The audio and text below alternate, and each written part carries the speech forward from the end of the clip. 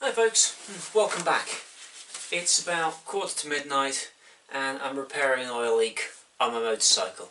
And tomorrow morning I'm going to go to my job and I'm going to teach philosophy. And you know what?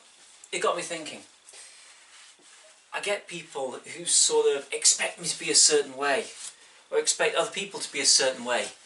And this sort of assumption that you have to be a particular way if you do certain things. And it's like, oh, you're a biker, you do this. And it's, well, firstly, I consider myself a motorcyclist, not a biker. But we'll put that aside. But you know what, actually? Identities don't come in neat packages.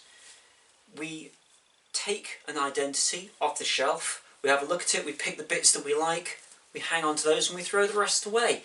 And that's fine. That's true to yourself. You know, it's like people go, oh, you're not a real X, you're not a real Y. No, you're real to yourself. You are your own real self. If you're a goth who likes to listen to K-pop, that's fine.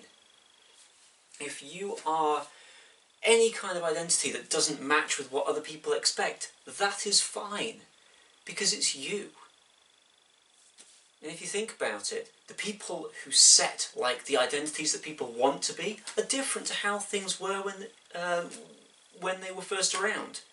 You know, they're the ones who blaze the trails. So you don't have to be anything except yourself. Cherry pick. Take the bits that you want to be. Take the bits that you like. And build your identity up from that. And that way, you'll be something special, and you'll be something people remember. Anyway, just my thoughts. Late night thoughts while trying to sort out an oil filter.